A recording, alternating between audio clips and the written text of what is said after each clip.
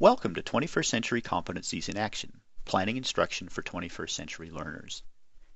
In this video series, you'll see examples of learning activities facilitated by teachers in Washoe County School District that help our students develop the competencies they will need to be college and career ready in the 21st century, and demonstrate mastery of the content and skills articulated in the Nevada Academic Content Standards. Based on a 3-year global research study into innovative teaching and learning conducted by Microsoft Partners in Learning, Washoe County School District has adopted a framework that includes 6 dimensions of 21st century learning: collaboration, knowledge construction, real-world problem solving and innovation, the use of technology for learning, self-regulation, and skilled communication. This video focuses on the 21st century learning dimension of real-world problem solving and innovation. Students are using problem solving when they define problems and develop solutions to these problems that are new to them. Students are also problem solving when they complete a task that no one has instructed them how to do, or design a complex product that meets a set of requirements. The real-world problem solving and innovation elevator identifies 3 21st century competencies.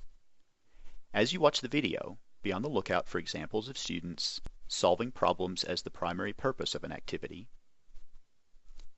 working on solutions to problems that actually exist in the real world, and putting their work to use in the real world through the process of innovation, that is, the creation of products, methods, or ideas that are new to the students and have potential value to others beyond the classroom setting.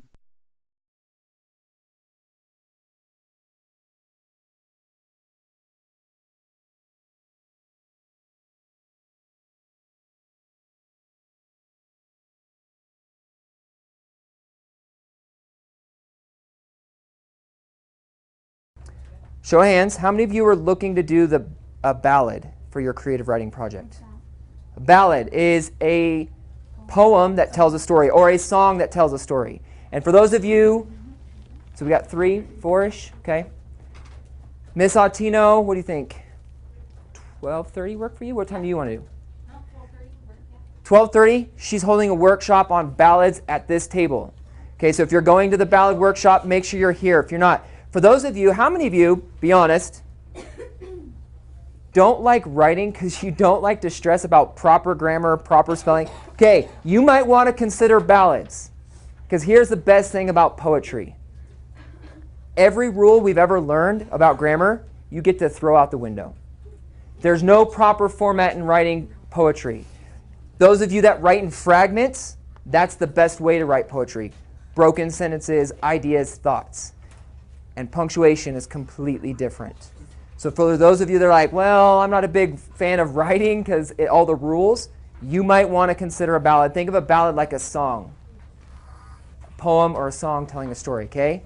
So 12:30, guys, that gives you about 55 minutes to work on your rough draft. And I waited.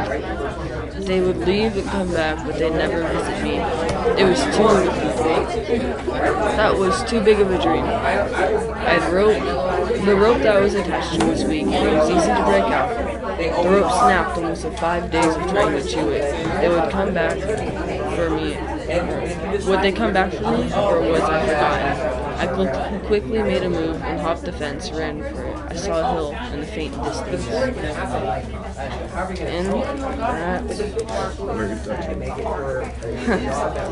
that distance,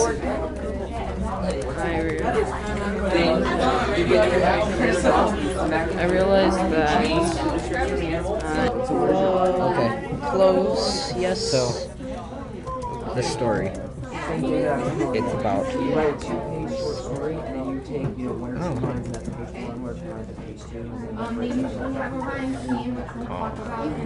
Wait, should I? You just change that.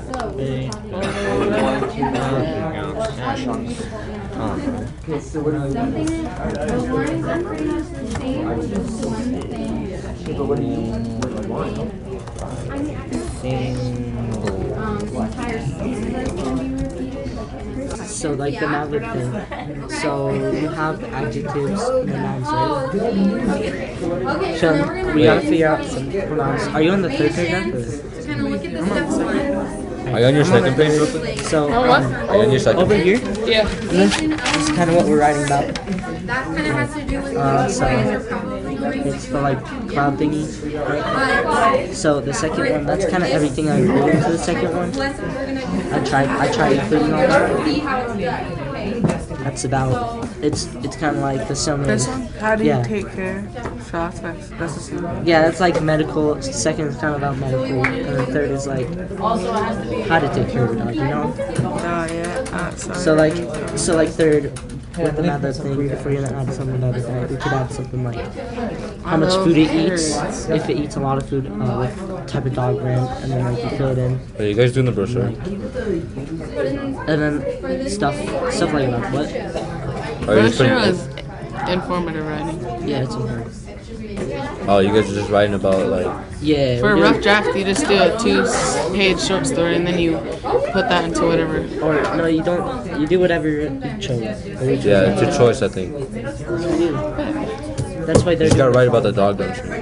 Yeah, pretty much. Then, I'm going to read this poem to you guys. You guys are going to take notes on the sheet of paper about what you notice. You don't know much about poetry or ballads yet, but I just want you to take note of what you do know. On notes on our blank piece. No, on the Ballad of Annabel Lee, this note taker. Oh, sorry. Not a good, there we go. Okay, I'm going to read it to you, you guys. Just kind of write on it, however you want, okay?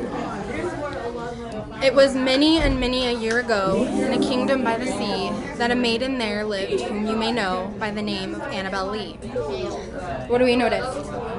They were in love. They were in love. Okay, what else? Between this one is ends with that and starts with that. Like between these two. Okay. What else? Is there anything that rhymes? Yeah. Yeah? What? There's like a lot of stuff like side bride. Yeah, side bride. See, we, me. It's just the C was repeated. Yep. What line in that whole ballad was one thing that was repeated? Annabel Lee. Mm-hmm. We're gonna do like a we do, you do type thing, okay? So, to start off our brainstorming, think about a topic other than the ones that you guys are gonna write your rough drafts about. Love. That's not a topic. That's very broad. You could write so many things about it. When we were planning out the rough draft, we were planning the children's book. Okay. But then as we were planning it out, we realized that it wasn't for children. Okay. Like children wouldn't understand. Yeah. So free choice is fine. What is your idea? We want a picture book, but just not a children's book. It's not like really a picture book either, because like our story is almost pretty much like a short story. So it would work. What about the idea of a graphic novel? Because those can be a little bit more of a mature type of audience. But like, isn't exactly just a graphic novel like a box with a picture and a little It's- text? Yeah, it's very similar to comics, but I don't think I have an example over there to show you. But like, you need a graphic novel, you need like an actual like story, but like every 2 pages or like every page there's a picture kind of. Every page is a picture, so it's more like it's more like a comic strip, right? So I think this is kind of what you're looking for. You're gonna have your comic strip, and you're gonna have whatever the scene is here with the guys doing their stuff, and it might just be a quick text, maybe a narration line right there, and then the next scene it could be his animal's response to it or another character's response to it. So it's basically breaking up into many quick one-picture snapshots of your story. The whole thing doesn't have to have pictures. You can just like have it like. It's about 90% pictures. But if you're going with that picture book idea, this is probably going to be what you're looking to do. That's what I'm saying. We should just have a short story. Pictures. Why do you want to have? Well, that's what a pictures? children's story is, but if you've got it very... It's not like super mature. It's It's just just that like doesn't 4-year-olds seem like a wouldn't sound. get it. Yeah. So could you continue with your original plan, putting a disclaimer or made for this type of audience? 12 and up. Why not? Just put a disclaimer in your book, and then librarians would classify that as, you know, this audience, whatever, and then they're going to move the book to the proper shelf so it doesn't get in the wrong hands.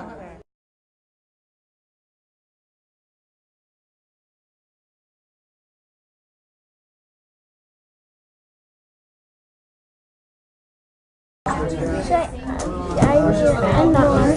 Yeah, so you could add more like stuff in your owner, basically. Like, what did you add? Did you add? I added that they have a family and they have 2 kids, a new mom. Okay, like give a little bit more like detail about them, like the owners.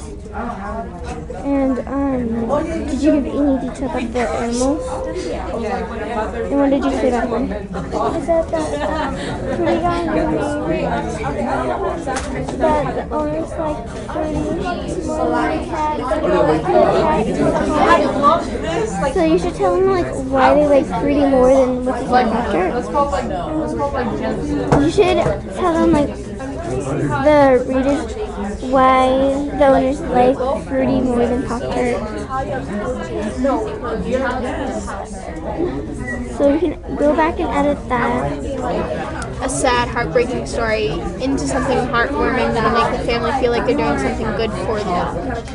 Okay. So maybe make the last couple paragraphs a little less detailed. But you have to be able to feel bad for the dog. You have to be able to feel their emotions through the dog. But still, it's really detailed. I can't help it. That's how we write. I can't help it. You trying to fix it, okay? That's what I do. You tone it down, because I can't. If I go back in, that's how it's going to be. All right, so we're keeping that scene in, and I think we should keep this last paragraph. This one. When I had finally escaped, I was almost dead. I've never forget what they did to me, all the pain they had caused me. The scars will be here. I would never let my scars hide. Even to this day, I show my scars to make sure I never forget that I can't trust humans. It will come back to haunt you. Or haunt. Should we say haunt you or haunt me? What? Should we say it like we're talking to another dog, telling them not to trust humans, or should we say it like it'll come back to haunt me, like I can't trust them, just me, like just personal sake.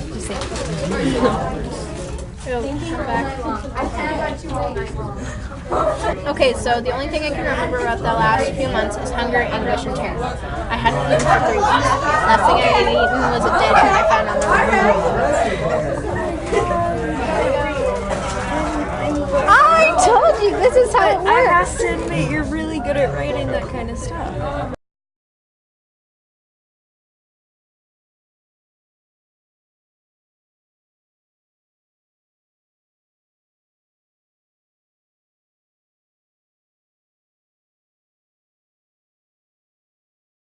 The Poli did a lot of informational writing because that's what they were learning, and we had already done that close to the beginning of the year. And they'd already learned creative writing, and that's what we still needed to learn. So by doing that, it kind of worked for both of us. So they helped edit our brochures and our flyers. Miss McCarthy made a Google Classroom for both the schools, so we all could grade each other's writing. We could get other people's point of view, and since they'd already known about this stuff, they could help us with it, and we could help each other. With this whole project, we got to choose what happened, when it was, the whole event. So I personally chose to do a brochure of how to take care of your dog. I did a flyer, so me and my partner, we designed the entire flyer and we got it out. We had like 8 different businesses that we called ourselves, and we called them and got their permission so we could go hang them up, and then we took them there. I think that it's going to help in the real world, because if you're helping people with this, you're helping people get dogs, you're helping the shelters adopt their dogs out. I think it'll help in the real world about helping your community. Helping your community is a big deal, whether it's something little.